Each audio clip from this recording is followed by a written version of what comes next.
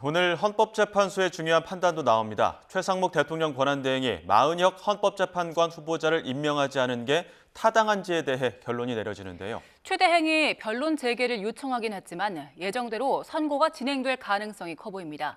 현장 취재 기자 연결합니다. 이경국 기자. 네, 헌법재판소에 나와 있습니다. 네, 오늘 헌재 선고 예정대로 진행되는 겁니까?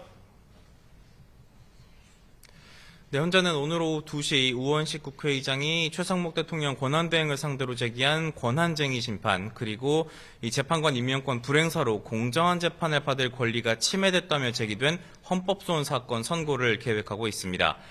지난달 31일 최상목 권한대행 측은 이 권한쟁의 심판과 관련해서 변론을 재개해달라고 요청을 했지만 현재는 오늘 예정대로 선고를 진행할 것으로 보입니다.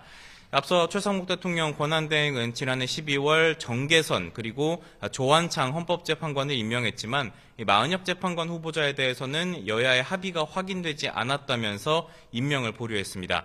이에 우원식 의장은 이 최 대행이 국회의 헌법재판관 선출권을 침해했다면서 권한쟁의 심판을 청구했고요. 또한 변호사는 이 최 대행이 임명권을 행사하지 않아서 권리가 침해됐다면서 헌법 소원을 낸 바가 있습니다. 네, 오늘 결정이 윤석열 대통령 탄핵 심판에도 영향을 줄 걸로 보이지요? 네, 맞습니다. 헌재가 국회 측의 주장을 받아들이고 이에 따라서 최 대행이 임명까지 진행을 한다면 헌재는 약 4개월 만에 구인 체제를 완성하게 됩니다. 구인 체제에서는 3명이 반대를 하더라도 윤 대통령의 탄핵은 인용이 됩니다. 반면 권한쟁의 심판이 기각 또는 각하가 돼서 헌재의 8인 체제가 유지가 된다면 3명이 반대할 경우 정족수인 6명을 갖추지 못해서 탄핵은 기각이 되게 됩니다. 네, 그런데 헌재가 마 후보자를 임명해야 한다는 취지의 판단을 내놓더라도 최상목 권한대행이 즉시 임명하지 않을 가능성도 있는 거 아닙니까? 네, 맞습니다. 결정에 따르지 않더라도 헌재가 이를 강제할 규정이나 제재할 법적인 수단은 없기 때문입니다. 실제 헌법재판소는 이 권한쟁의 심판과 관련해서 이미 권한 침해만 확인할 뿐이라는 입장을 밝혔고요. 또 같은 날 오늘 결정이 나오는 헌법소원 사건에 대해서도 헌법재판소법의 이 결정 취지에 따라서 새로운 처분을 해야 한다고 규정은 돼 있지만 이를 강요할 수는 없다고 밝힌 바가 있습니다. 결국 헌재가 이 마은혁 후보자를 임명해야 한다는 취지의 결론을 내더라도 최상목 권한대행의 최종 결정을 지켜봐야 할 것으로 보입니다.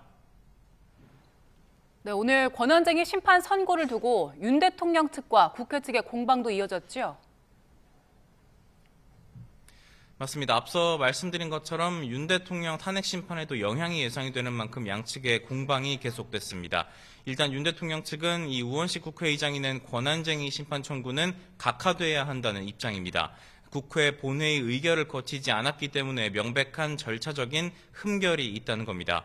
하지만 국회 측 대리인인 양홍석 변호사는 이 헌법과 국회법 그리고 헌법재판소법 어디에서도 이 권한쟁의 심판 청구가 국회 의결을 거칠 것을 요구하고 있지는 않다고 반박했고요. 이 같은 선례도 없다고 강조한 바가 있습니다. 지금까지 헌법재판소에서 전해드렸습니다.